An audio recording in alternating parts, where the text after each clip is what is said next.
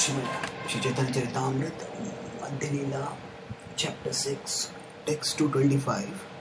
Shushkam Parishitam Vapi Nitam Va Duradeshataha Prapti Matrena Bhoktavyam Natra Kala Vicharana. Shushkam Parishitam Vapi. Here Sarvabhauma Acharya is speaking in an early morning meeting with Lord Chaitanya.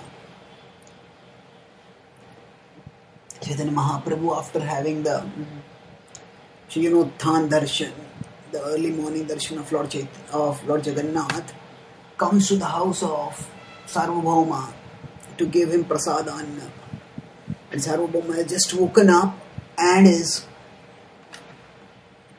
about to, has not even brushed his teeth or done sandhya or taken bath. And yet when Chaitanya Mahaprabhu offers prasad,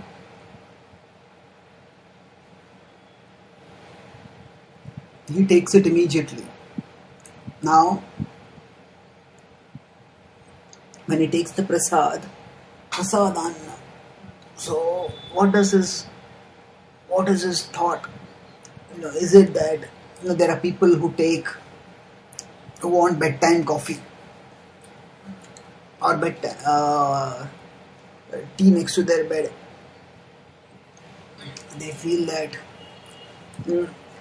unless I drink some tea or coffee on the bed itself, I cannot get up. So Sarvabhauma Acharya was not like that.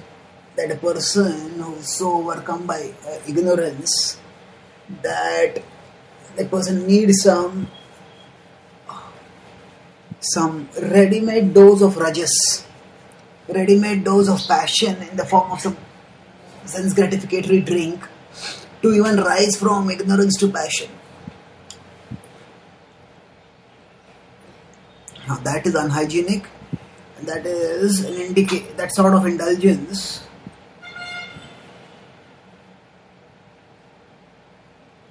is often reflective of a very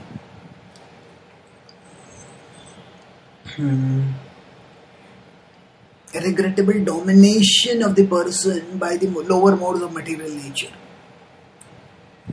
But Sarvabhauma is not like that, nor is he like an impulsive child who, on seeing some food, just wants to grab it and eat it.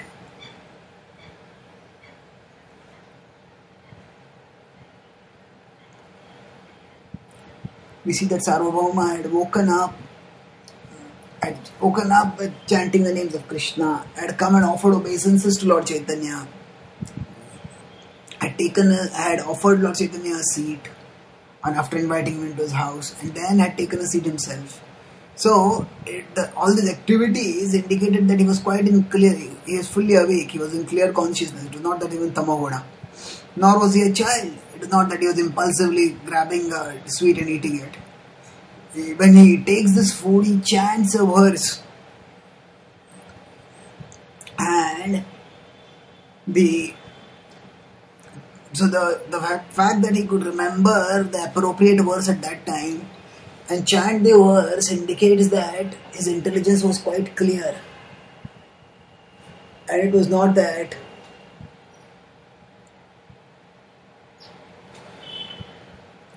his situation was not bhoga ishwarya pasaktanam taya paritachetasam. It is not that his consciousness was abducted by the desire for enjoyment, nor is his knowledge abducted. Kama isthairita jnana. So Krishna talks about abduction in these two different places, 2.44 and 7.20. And neither of them, which are situations in which material desire abducts a person's consciousness or knowledge, neither of them apply to Sarvabhauma. He was conscious and well in possession of his faculties. He knew what was happening, what he was doing, and that that is evident from the fact that he had offered obeisances, and now that he's offering prayers also. And so the prayer that he's offering is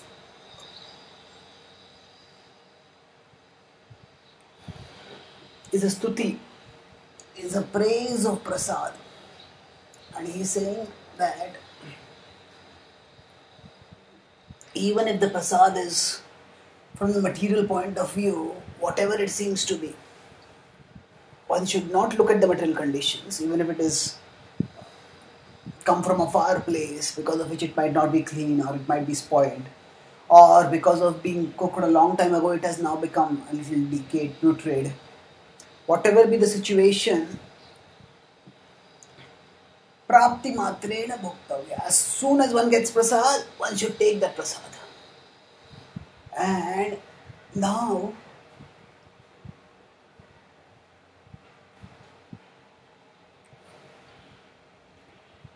is this a call for instant sense gratification, or is this actually a devotional glorification? We may have some doubts. That's understandable. But the point is that whereas some people may say that instant gratification means as soon as you get it, enjoy it. Don't lose the opportunity. Don't risk losing the opportunity also.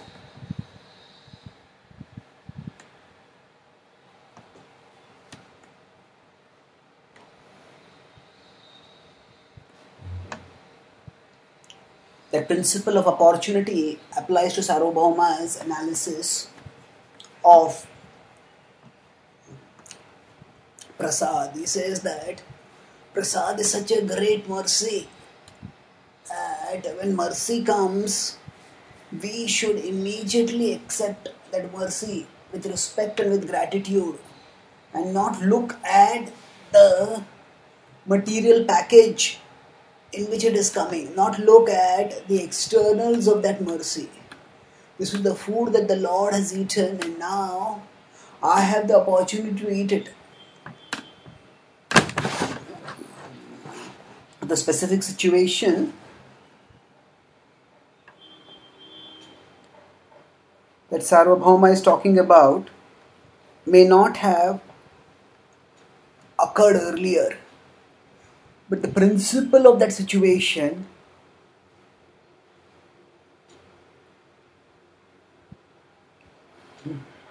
is not unprecedented.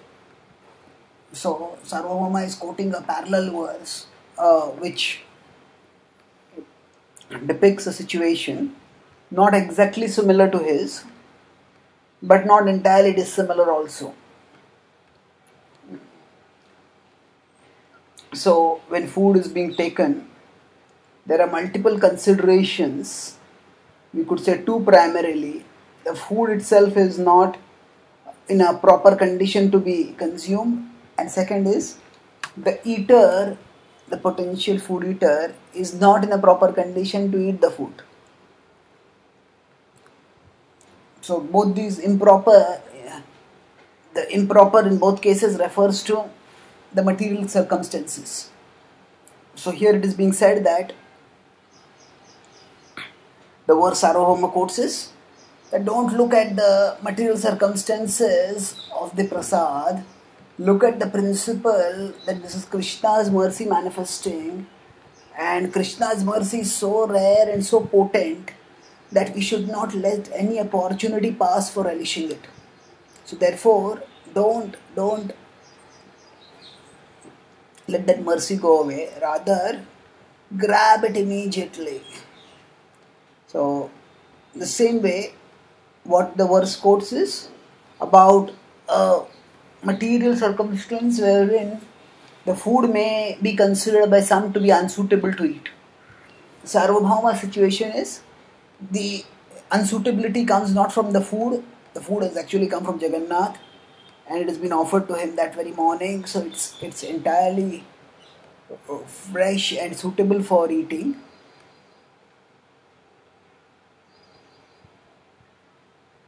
But he is not in the condition to eat it because he is not yet bathed. And brushed his teeth and things like that. But he says that don't look at the material suitability or unsuitability. Prapti matrena bhoktavya. As soon as you get prasad, take it. Now, this capacity for seeing beyond the material circumstances of a thing to the spiritual mercy is very rare, and that Sarvabhauma has developed some, and that is the indication of his deep transformational level of devotion. And it is this devotion that will immensely please Lord Chaitanya Mahaprabhu, as he will mention in a few verses later, which we'll discuss in our future talks. Thank you.